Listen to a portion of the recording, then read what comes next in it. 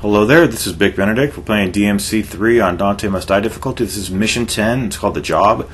Our job is to strengthen the silent bridge, as it told us right there. So after getting the stone mask, you want to head back into the sunken opera house, and we'll be fighting some Dullahans, which are the enemies with the blade shields, and the ones where you have to hit them in their hind quarter area, which is a jewel.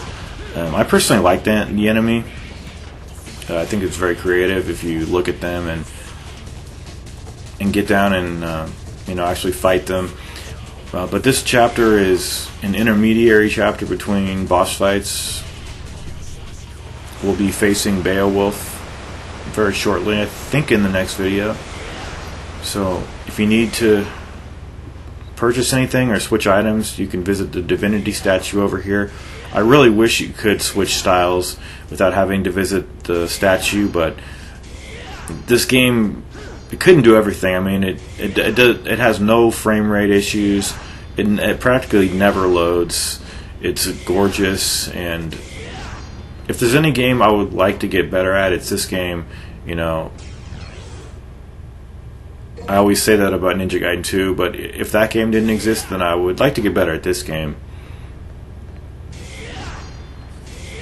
But the area you need to head back to is over here, and there are some red orbs. You can get those, but once you do this cutscene, we'll have these enemies here. Like I said, they're called the Dullahans. I'm not really sure why that is the name that they're assigned, but that is in fact the name. You can't change the camera perspective here, so I find it easier to hit them when they're literally their backs are, well, actually, excuse me, that's wrong. I find it easier to hit them when they're moving towards the camera rather than away from the camera, because it for some reason it's harder to hit them actually. And I'm not sure why that is. Logically, it doesn't really make sense because they're always moving away from you. But perhaps I just have a better way of judging the field of depth here when they're going towards the screen as opposed to when they're not.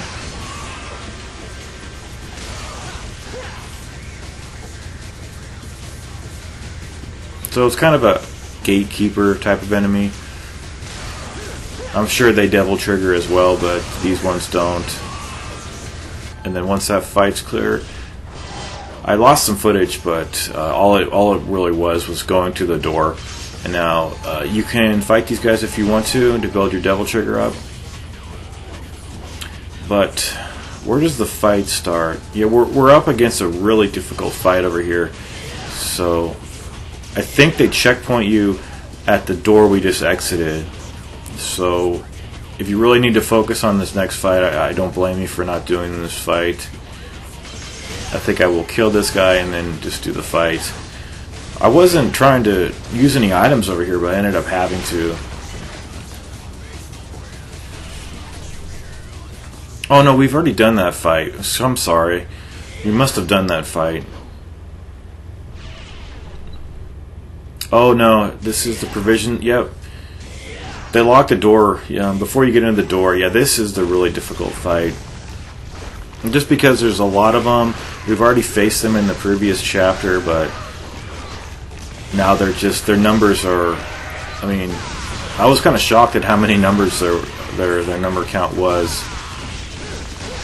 So try to dispatch as many of them as you can before they end up devil triggering. Watch out for that. This guy is just basically a bigger version of the smaller guys. They all have the stab. They all can enwrap you in that in the web.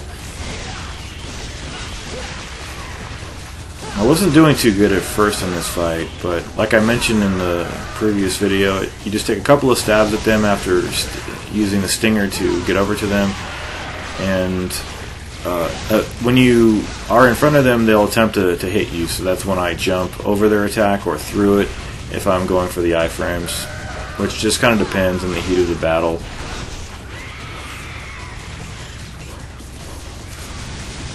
But I think a few videos back I was referencing a couple of other channels like the Rad Brad and PewDiePie.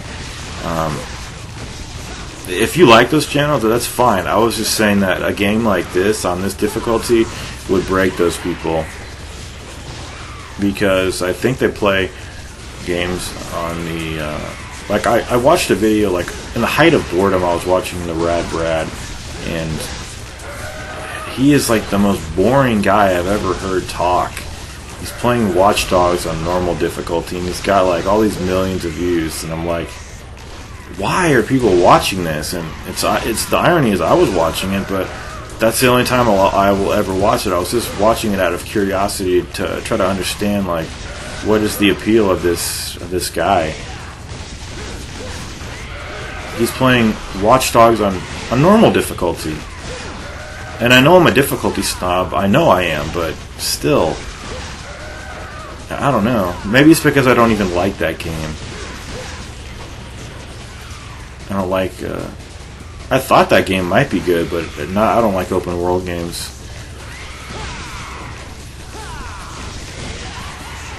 Besides, this game is really addictive.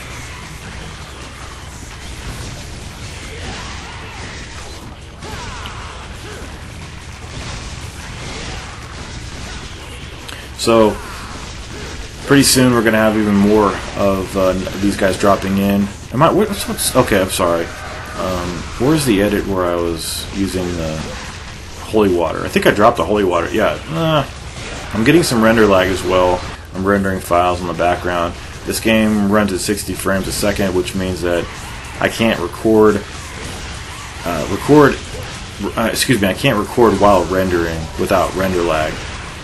I can always play the game and record without lag because I've got 16 gigabytes of RAM and a fast processor and a nice video card, but my computer is a couple of years old, probably actually like 3 years old, but I really paid a lot for it at the time, and I spec'd it out really high so that it would last, like 5, 6, 7 years, and it will, unless I don't, when I'm carrying it, I don't drop it or something.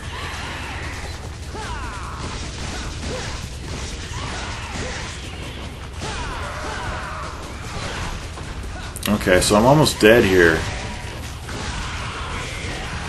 Oh, but that's the conclusion of the fight. Okay, so that is a hard fight.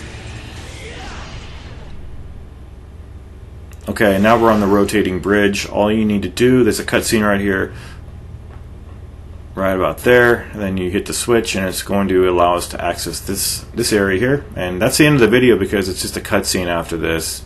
So take care and thanks for watching.